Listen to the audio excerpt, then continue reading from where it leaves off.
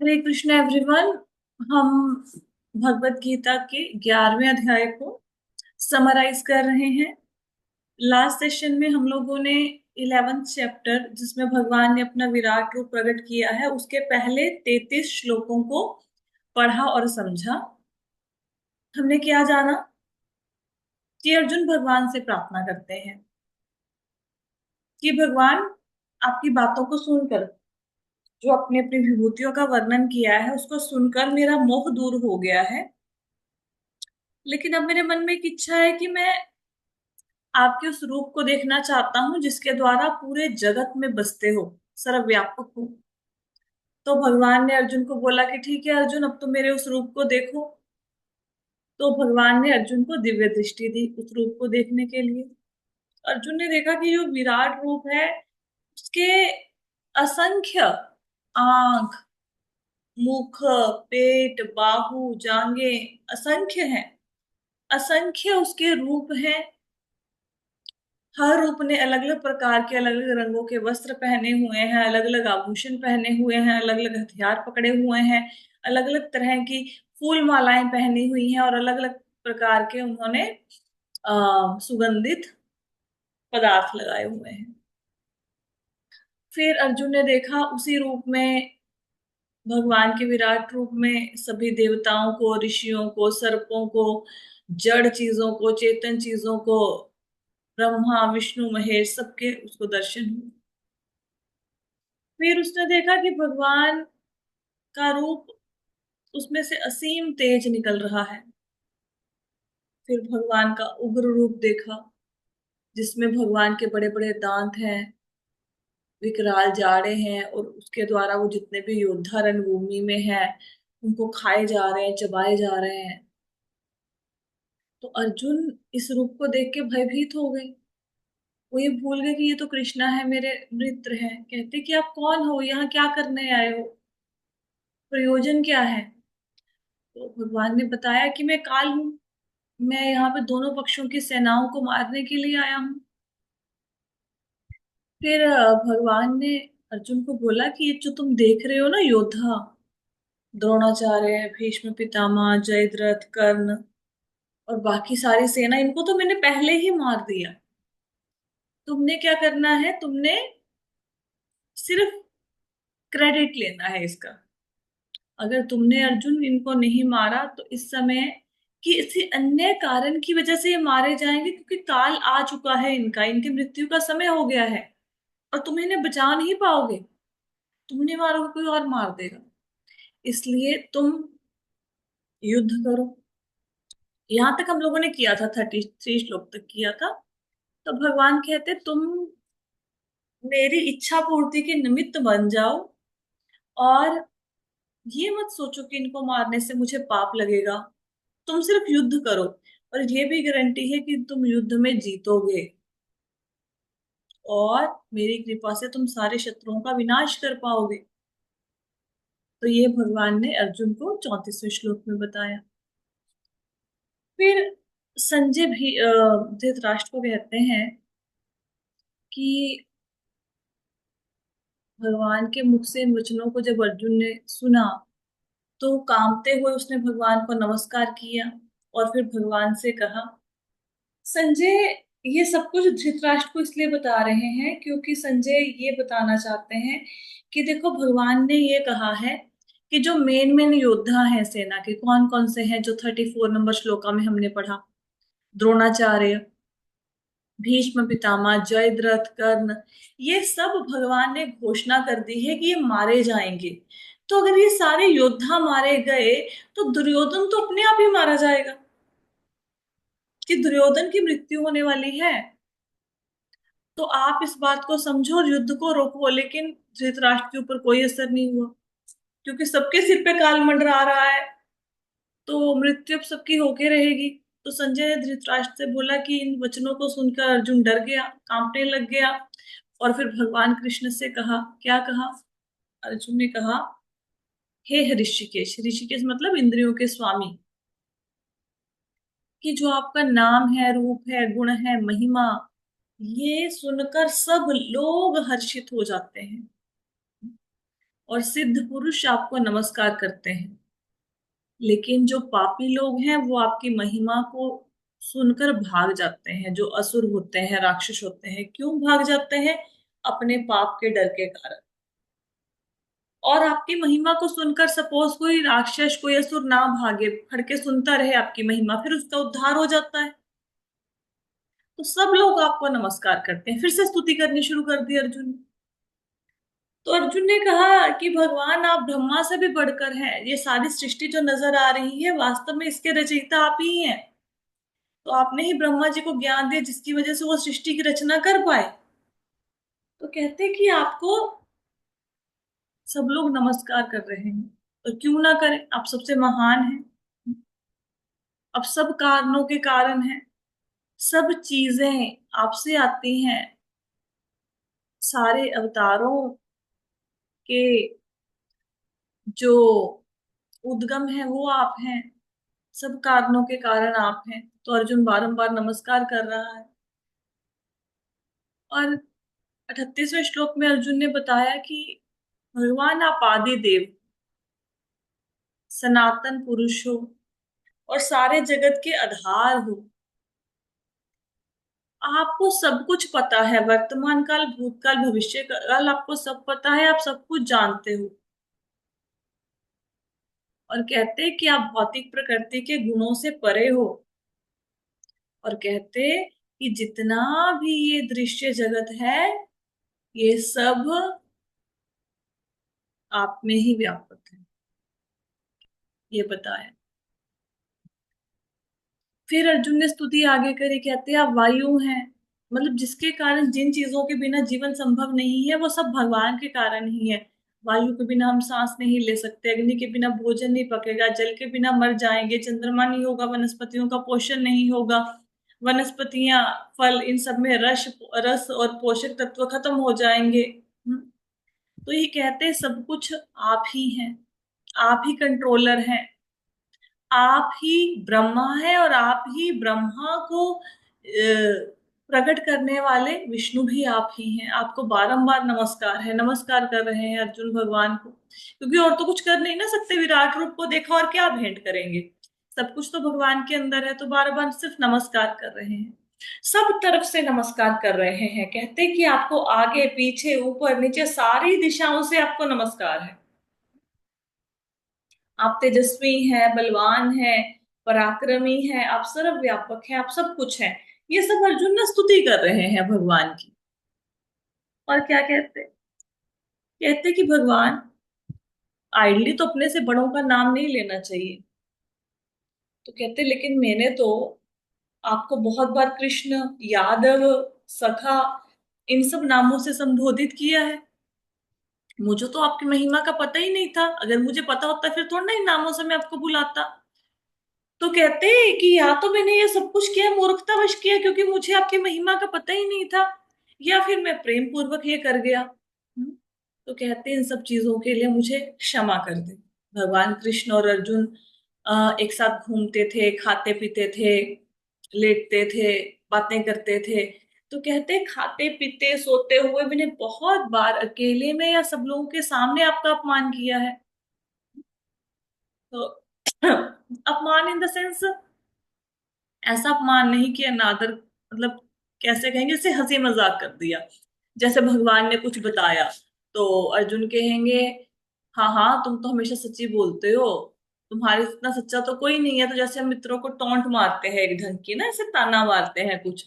या भगवान बैठे हैं तो कि सारा आसन पे तुम ही बैठोगे तो मैं कहाँ बैठूंगा, जरा हटो तो मेरे को भी बैठना है। तो ऐसे मतलब हंसी मजाक में भगवान को बहुत कुछ कहा है अर्जुन ने। तो भी कह रहे हैं कि इन सब अपराधों को क्षमा कर दीजिए, मेरे अपराधों। तो क्या कहते हैं, कैसे क्षमा कर दें? कैसे? ठीक है। तो आगे कह रहे हैं 43वें श्लोक में कि आप तो सारे दृश्य जगत में जो कुछ भी है सबके आप पिता आप हैं, सब चीजें आपसे आई हैं। आप आध्यात्मिक गुरु हैं। क्यों आध्यात्मिक गुरु हैं? क्योंकि आपने सबसे पहले वेदों का ज्ञान ब्रह्मा जी को दिया, ब्रह्मा जी से आगे गुरु परंपरा में वो ज्ञान हमें सब मिला। तो आप आदि गुरु हैं। कोई आपसे बढ़कर नहीं है, ना आपके समान है ना आपसे बढ़कर है। त्रिलोकी में कोई भी ऐसा नहीं है जिससे आपकी तुलना की जा सके। तो कहते हैं कि भगवान आप तो पूजनीय हैं, मैं आपसे कृपा की याचना करता हूँ कि जैसे पुत्र के किए हुए अपराधों को पिता माफ कर देता है। अब पुत्र ऐसे छोटा बच्चा है, पिता की गोदी में खेलता हुआ पिता को मार भी देगा, लेकिन पिता माफ कर देता है। मित्र मित्र की गलती को माफ कर देता है, तो मित्रों के बीच में हंसी मजाक होता रहता है, तो मित्र उसको एक गुस्सा नहीं मानते जो फ्रेंड्स होते हैं। या एक प्रेमी है, वो अपनी प्रेमिका के अपराध को माफ कर देता है, पति अपनी पत्नी के अपराधों को माफ कर देता है प्रेम पूर्वक।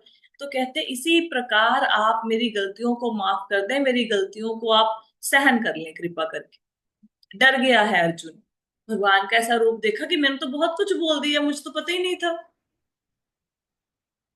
फिर कहते हैं कि जो आपने ये अपना विराट रूप दिखाया, इसको देखकर मैं बहुत हर्षित हो गया हूँ, पुलकित हो गया हूँ। लेकिन मुझे डर लग रहा है। क्यों डर लग रहा है? क्योंकि भगवान का रूप अति उग्र रूप है ना, बड़ी बड़ी दांत दांत है, सबको चबा रहे हैं, तो इस रूप को देखकर तो कोई भी डर जाएगा। तो कहते भगवान आप अपना पुरुषोत्तम रूप मुझे दिखाइए प्लीज। कौन सा रूप? जिसमें आपकी चार भुजाएं हैं और चार भुजाओं में आपने शंख चक्र गदा और पद्म धारण किया है, उस चतुर्भुज रूप को मैं देखना चाहता हूँ। तो भगवान ने कहा कि अर्जुन, ये जो तुम्हें मैंने रूप दिखाया है ना अपना, ये मैं तुमसे गुस्से हूं इसलिए नहीं दिखाया। तुम बार बार मुझे बोल रहे हो प्रसन्न हो जाओ भगवान, प्रसन्न हो जाओ, प्रसन्न हो जाओ। तो मैं पहले से प्रसन्न हूं। मैं प्रसन्न हूं इसीलिए मैंने तुम्हें ये रूप दिखाया है। हम्म? इससे पहले मेरे इस रूप को किसी ने नहीं देखा, मैंने तो कृपा करके तुम्हें ये रूप दिखाया है। और कहते कि जो तुमने रूप देखा है, इस रूप को पहले किसी ने नहीं देखा। इसका अर्थ क्या है? हमें ऐसा लग सकता है कि विराट रूप को तो पहले यशोदा माता ने भी देखा था, या फिर दुर्योधन, भीष्म पितामह, द्रोणाचार्य, इन्होंने भी देखा था, लेकिन इतना उग्र रूप नहीं देखा था। यशोदा माता ने देखा था, उन्होंने कृष्णा को बोला मुख खोलो, तुमने मिट्टी खाई है, उन्होंने मुख खोला तो पूरे ब्रह्मांड का दर्शन हो गया। तो माता को लगा नहीं मुझे भ्रम हो गया है। अगर वो ऐसा रूप देखती वो तो डर जाती। तो माता को भगवान ने ये रूप नहीं दिखाया। जो दुर्योधन को सभा में रूप दिखाया था जब शांति का प्रस्ताव लेके गए थे, तो वो ये वाला रूप नहीं दिखाया था कि सब लोगों को भगवान चबाए जा रहे हैं, ये वाला रूप नहीं दिखाया था। ये रूप सिर्फ और सिर्फ अर्जुन ने देखा है। हम्म। अर्जुन के साथ साथ संजय भी देख रहे हैं इस रूप को। और कहते कि अगर किसी ने इस रूप को देखना हो तो उसको देखने के लिए चाहे वो व्यक्ति कितने भी यज्ञ करे, दान करे, तपस्या करे, लेकिन इस रूप को नहीं देख पाएगा। वेदों को पढ़ता रहे, इतने पुण्य कर्म करने के बाद भी भगवान के इस विराट रूप के दर्शन करना दुर्लभ है।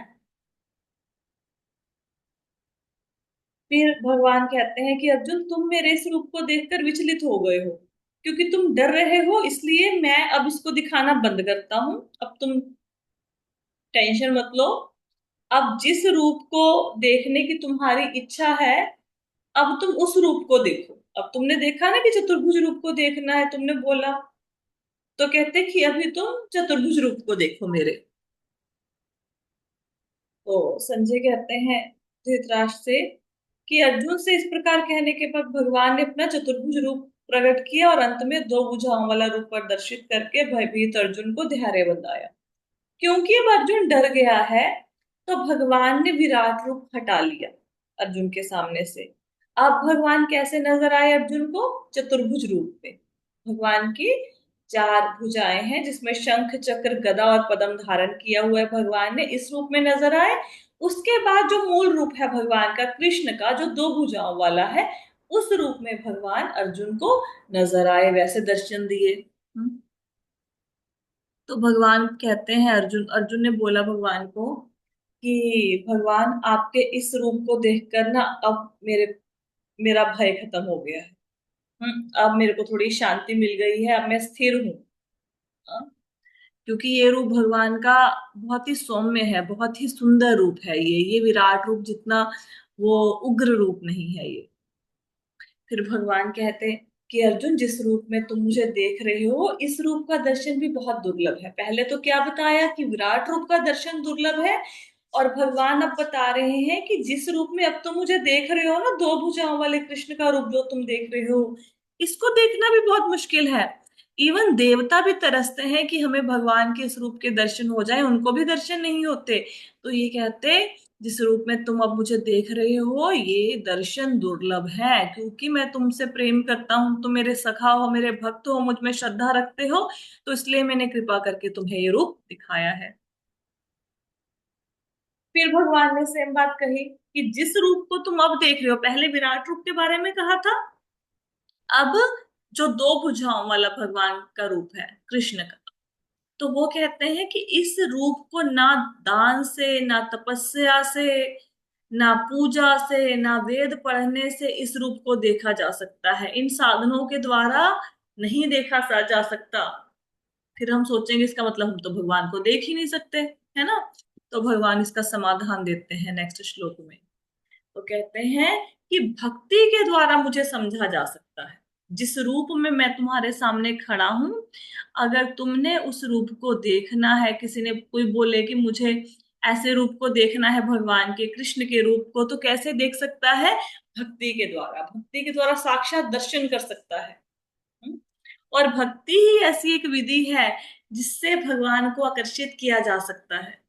हम्म? भगवान को जाना जा सकता है, और कोई साधन नहीं है, कोई भी नहीं है। जितने भी वेदों को पढ़ लो, पुस्तकें पढ़ लो, तपस्या कर लो, यज्ञ कर लो, दान पुण्य कर लो, तीर्थ यात्रा कर लो, कोई फायदा नहीं है, भक्ति सबसे ऊपर है। फिर भगवान ने इस अध्याय के लास्ट श्लोक में कहा, ये ना बहुत अच्छा श्लोक है, इसकी व्याख्या प्रॉपरली हो नहीं पाई थी जब हमारा सेशन था, तो इसको एक बार कर लेते हैं। ये श्लोक था, मत कर्म मत मत कर्म कृत मत परमो मत भक्त संगवर्जित निर्वैरः सर्वभूतेषु यः समामेति पांडव। इस श्लोक में भगवान ने पांच बातें कही हैं। इन पांच बातों को कहते हैं साधक साधन पंचक। क्या क्या कहा है भगवान ने? पांच बातें, पांच बातें हैं। भगवान ने बोला है मत कर्मकृत, ये फर्स्ट, मत कर्मकृत। फिर बोला मत परमः, फिर मद भक्तः, फिर बोला संग वर्जितः, फिर बोला निर्वैर। ये जो पांच चीजें हैं, मत कर्म, मत परम, मद भक्त, संग वर्जित और निर्वैर, इन पांचों को कहते हैं साधन पंचक। इनमें से ये जो पांच चीजें हैं, इनको हम लोग पढ़ेंगे, अभी थोड़ा सा सुनेंगे इसके बारे में। इसको हम दो भागों में बांट सकते हैं। एक भाग में आएगा मत कर्मकृत, मत परम और मद भक्त, ये एक पार्ट में आएगा। और संग वर्जित और निर्वैर ये दूसरे भाग में आएगा। अब मत कर्मकृत का मतलब क्या होता है? देखो, जो पहली ही तीन चीजें हैं, मत कर्मकृत, मत परम और मद भक्त, ये सब भगवान के साथ संबंध बनाने की बात कर रहे हैं कि भगवान के साथ दृढ़ संबंध, एक घना संबंध बनाओ। और संग वर्जित और निर्वैर क्या कह रहे हैं? इसमें बता रहे हैं कि संसार से संबंध विच्छेद कर लो, संसार से दूर हो जाओ। तो मत कर्मकृत का मतलब क्या होता है? मत कर्मकृत का मतलब ये है कि जो भी काम करो वो भगवान की प्रसन्नता के लिए करो। जब भी कोई काम करो तो ये देखो कि क्या इससे भगवान प्रसन्न होंगे। हम्म अगर भगवान प्रसन्न होंगे उस काम को करने से, तो उस काम को करो। अगर नहीं प्रसन्न होंगे फिर मत करो। हम्म और हर काम को ये समझ के करो कि जैसे कोई व्यक्ति बिजनेस कर रहा है, एक तो होता है कि मैं बिजनेस कर रहा हूं, एक कहते हैं कि ठाकुर जी ये आपका बिजनेस है, आप ही जानो, आप ही देखो, आप ही संभालो, मैं आपका सेवक, मुझे जो आज्ञा दोगे मैं वैसे करूंगा। ये हो गया मत कर्म क्रिया। ठीक है। मत परम का क्या मतलब है? कि मुझको परम मानते हुए, हम्म, मतलब भगवान ही हमारा लक्ष्य है, भगवान ही हमारा आश्रय है। जो ये मानता है वो है मत परमः। भगवान को सर्वश्रेष्ठ मानना, कृष्ण को, भगवान को ही जीवन का लक्ष्य मानना, उनको पाना ही लक्ष्य होना चाहिए हमारे जीवन का। और भगवान ही हमारे आश्रय हैं, जो ये मानता है वो है मत परमः, ऐसा भक्त। मद भक्त, मद भक्त का मतलब है जिसने अपना रिलेशनशिप भगवान के साथ अटल जोड़ लिया है, कि मैं भगवान का हूं, भगवान मेरे हैं, मैं और किसी का नहीं हूं, कोई भी अन्य मेरा नहीं है। जो ऐसा सोच ले, वो व्यक्ति है मद भक्त। भगवान उसको मद भक्त है कहते हैं। तो हमारा मन तो बहुत सारे लोगों में इस संसार में अटका हुआ है, लेकिन भगवान को ही अपना मानना, कर्म करना है भगवान की प्रसन्नता के लिए। लक्ष्य कौन होना चाहिए? भगवान। भक्ति किसकी करनी है? भगवान की। आश्रय किसका लेना है? भगवान का। तो ये सारे कर्म, ये तीनों, ये भगवान से घनिष्ठता को स्थापित करते हैं, भगवान से दृढ़ संकल्प, दृढ़ एक संबंध को स्थापित करते हैं। फिर संग वर्जिती का क्या अर्थ है?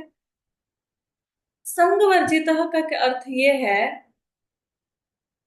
कि व्यक्ति एक तो सकाम कर्मों को छोड़ दे, कर्म करना, बदले में फल की इच्छा रखना, इसको छोड़ दे। एक अभक्तों की संगति का त्याग कर दे। एक किसी से शत्रुता ना रखे, सबसे मैत्री भाव रखे। भले ही कोई आपका बुरा कर जाए, लेकिन आप मन में उसे क्षमा कर दो। ये कोशिश करो कि जितने लोग हैं उन सबको भगवान के नाम का प्रचार किया जाए। अभक्तों का त्याग, सकाम कर्मों का त्याग, और सब जीवों के प्रति दया, किसी से शत्रुता नहीं। ठीक है। तो जो ऐसे करते हैं, भगवान कहते हैं वो निश्चय ही मुझे प्राप्त करते हैं। तो इस श्लोक में हमने साधन पंचक को पढ़ा। भगवान के लिए कर्म करना है, भगवान को लक्ष्य मानना है, भगवान की भक्ति में रत रहना है, सकाम कर्मों को छोड़ना है, भक्तों को छोड़ना है, सब जीवों पर दया करनी है। जो ऐसा करता है, भगवान कहते, हे अर्जुन, वो मुझे पक्का प्राप्त कर लेगा, निश्चय ही मुझे प्राप्त कर लेगा। हम्म। तो ये भगवान ने अर्जुन को बताया इस श्लोक में। तो इसके साथ ही हमारा ये चैप्टर कंप्लीट होता है। अगर किसी को नहीं कुछ समझ आया तो फिर अभी पूछ सकते हैं। कल से हम अपना 12वां चैप्टर शुरू करेंगे। बहुत छोटा सा चैप्टर है, सिर्फ 20 श्लोक हैं उसमें, लेकिन बहुत ही सुंदर चैप्टर है और बहुत ही इंपॉर्टेंट चैप्टर है भगवत गीता का, क्योंकि वो हमें भक्ति योग के बारे में बताता है, भगवान को कौन कौन से भक्त प्रिय हैं, क्या करना चाहिए कि हम भगवान के प्यारे बन जाए। तो ये हमें 12th चैप्टर बताएगा। अब यहां तक किसी का कोई क्वेश्चन है, कुछ नहीं समझ आया तो पूछ लो भाई। सब हरे समझ कृष्ण आया? माता जी। हाँ जी, हाँ जी माता जी। माता जी, चैप्टर बहुत अच्छे से क्लियर हो गया, बहुत बहुत धन्यवाद माता जी। माता जी, एक ना आपसे प्रश्न था। मेरे ना नोन में कोई है, मतलब उनके घर में ना काफी प्रॉब्लम्स चल रही हैं। एंड मैंने ना उनको भगवत गीता सुनने को बोला है। तो माता जी, उनको कौन से चैप्टर से बोलूं कि आप मतलब वहां से स्टार्ट करें? First, first first chapter first श्लोक। चैप्टर से ही बोलूं? बिल्कुल। फर्स्ट चैप्टर से फर्स्ट श्लोक, ठीक है माता जी। ठीक है। तो उससे पहले तो भी मतलब वो, एक आपको यूट्यूब पे वीडियो मिलेगा जिसमें बैकग्राउंड थोड़ा सा बताया गया है, मतलब भगवत गीता क्यों हाँ, पढ़नी हाँ चाहिए। जी, तो वो भी आप उनको बोलो, वहां हाँ से जी स्टार्ट माता जी। करेंगे। उसके ऊपर एक ही लेक्चर है सिर्फ, ज्यादा बड़ा नहीं किया था हमने इंट्रोडक्शन। उसके बाद फर्स्ट ठीक चैप्टर है माता फर्स्ट श्लोक से स्टार्ट करें। जी। माता जी, वो तो बहुत ज्यादा थोड़े से परेशान चल रहे हैं, मतलब मैं ज्यादा डिस्क्लोज नहीं कर सकती। तो मैंने उनको भगवत गीता का, मैंने ना अभी कर्म योग का ही भेजा था उनको लिंक। नहीं नहीं, तो फर्स्ट चैप्टर से उन्होंने शुरू सुना नहीं तो करो। पता मैंने। है क्या है, ऐसे बीच में से ना फिर हाँ जी। एक्चुअली जो फर्स्ट चैप्टर है वो बेस है भगवत गीता का, जी माता जी। वहीं से स्टार्ट ठीक है। करो। ठीक है। ठीक है मैम। ठीक है, धन्यवाद। और कोई क्वेश्चन किसी का? नहीं है? अब समझ आया? ठीक है। तो अभी मेरे को किसी ने रिक्वेस्ट किया था कि मेरे इनिशियल के चैप्टर्स की ना समरी नहीं है। आई थिंक पहले 6 चैप्टर्स की समरी नहीं है यूट्यूब पर। हाँ आपने जी। किया था एकदम माता ठीक। जी? हाँ जी, हाँ जी माता जी, हाँ जी। तो क्या करेंगे हम लोग, अभी तो हम 12th चैप्टर स्टार्ट करेंगे ना, फिर जब चैप्टर कंप्लीट हो जाएगा फिर हम लोग क्या करेंगे, सारी भगवत गीता के जितने भी चैप्टर्स हैं, काफी की समरी तो अवेलेबल है, लेकिन एक बार अगर समय मिला तो हम लोग सबको सारे चैप्टर्स को एक बार फटाफट से रिवाइज कर लेंगे, ताकि आपको पूरा ध्यान में आ जाए कि कैसे भगवत गीता हम लोगों ने साल पहले स्टार्ट की थी, कैसे हमारी जर्नी चल रही है। तो कोशिश करेंगे कि मतलब, पर इसके ऊपर भी फिर 1 वीक लग जाएगा अप्रोक्सीमेटली। तो अगर हो सका तो 12th चैप्टर के बाद, अदरवाइज जब ये पूरे चैप्टर सारे कंप्लीट हो जाएंगे, 18 कंप्लीट हो जाएंगे, उसके बाद में आपको 2-3 हफ्ते लगा के एक बार सारे चैप्टर रिवाइज करवा दूंगी, ठीक है? ताकि नेक्स्ट टाइम जब भी आप भगवत गीता खोलें तो आपको एटलीस्ट कुछ हद तक भगवत गीता क्लियर हो जाए।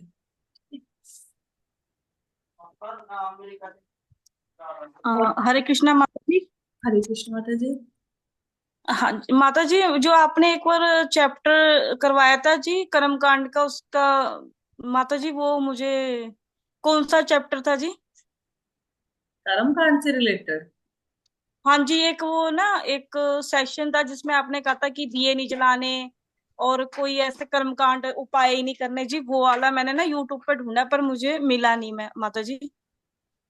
एक्चुअली ये तो वैसे मुझे ना वैसे ध्यान में नहीं है कि इस चैप्टर में आपको ये बोला था, जब रिवाइज करेंगे तो आ जाएगा ध्यान में, अदरवाइज इन कर्म कांडों में ना पढ़ना नहीं चाहिए, ये फालतू के हाँ चक्कर। जी माता जी, वो क्लासेस ना मेरी मिस हो गई थी कि मैं बीमार हो गई थी जी, उस टाइम 2-1.5 महीना मेरी क्लासेस लगी नहीं थी जी। ये वैसे सेकंड चैप्टर में बताया होगा मेरे ख्याल से, हो सकता है मैंने सेकंड चैप्टर में आता है एक कि मतलब उसमें आता है कि वेदों में वर्णित जो कर्म कांड है उनसे उनके प्रति आकर्षित नहीं होना चाहिए, वेदों के अलंकार में भाषा के प्रति आकर्षित नहीं होना चाहिए, उसमें आता है कि उसमें बहुत सारे अनुष्ठान दिए हुए हैं, उनके प्रति आकर्षण नहीं होना चाहिए। तो सेकंड चैप्टर में हो सकता है आपको मिले ये। पर माता जी वो तो जनवरी की क्लासेस थी जिसमें आपने ये डिटेलिंग दी थी माता जी। मैं जब रिपीट करूंगी ना उसमें थोड़ा सा इसको क्लियर करूंगी, जब भी मैं जी रिवाइज करवाऊंगी आपको, ठीक है? जी माता जी, धन्यवाद माता जी। ओके। और भी किसी का कोई सुझाव हो, कुछ लगे आपको कि नहीं कुछ मतलब कैसे हम और इन सेशंस को अच्छा बना सकते हैं, तो आप बता सकते हो एनी टाइम, ठीक है?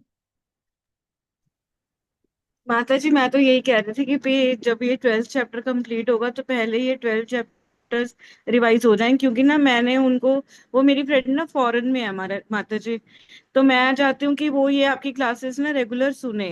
हाँ। तो उसको मैंने 3rd चैप्टर से बोलना शुरू किया था, तो वो वहां से सुन रही है, उसको काफी मतलब की लगा है, तो इसलिए बोल रही थी माता जी। ट्राई कर लेंगे माता जी, ट्राई कर लेंगे एक बार।